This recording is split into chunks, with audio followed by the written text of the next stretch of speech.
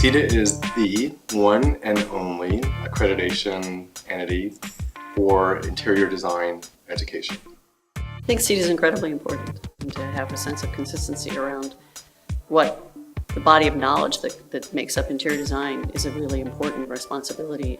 To also realize that it has to stay current and provide the best possible educational opportunities for students.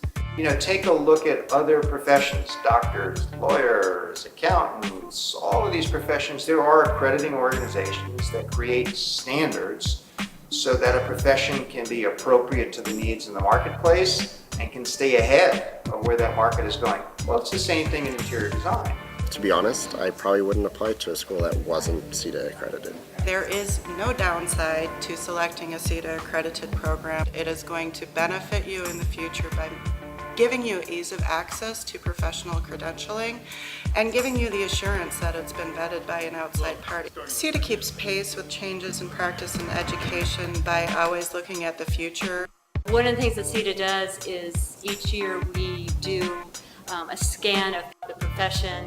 They also bring in vision groups to talk about what's going on in all kinds of areas, not only in interior design, but also in architecture and landscape and graphic and all kinds of related industries. We also pay attention to things going on in society and technology, any sort of large shifts that we need to pay attention to. And then we pull all those in and are continually refining and tweaking the standards. Every 6 years, each university receives a visit from 3 site visitors that are trained and appointed by CIDA. And then when those site visitors are on campus, they actually look at your student work, they look at your facilities, they interview your faculty, they interview your students. And then from there, they determine if you're in compliance with the standards and make recommendations on how you can improve. The projects that students are doing are many times different than what people assume an interior designer does. My graduate thesis currently for my master's degree is looking at refugee shelters and seeing if there is an innovative way to reuse current existing buildings that are not in use. It was really important to me to go to a school that had accreditation because it meant that the program had a level of professionalism and had a level of consistent quality. We are at a point right now where students are leaving school with a lot of debt, and they need to know that when they walk out, the credentials that they've paid for and the time that they've invested are capable of giving them a return on that investment.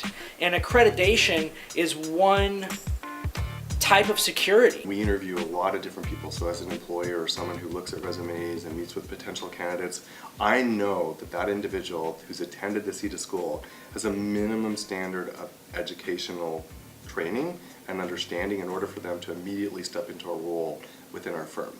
I can't think of any other profession that touches so many disparate schools of thought, acts as an integrator of those things, and sees what they do as solving problems for people. We're more than just picking finishes. We are creating environments for people to be productive, to be social. We get to design those spaces. We get to create those environments. We get to create those experiences, create that destination. I can't think of a more important thing, actually. Because I went to an accredited school, the firm has that insurance policy that I know what I'm doing and I've learned those things, and they don't have to invest time and money into teaching me those things. I love what I do, and I'm so happy I followed what I wanted to do.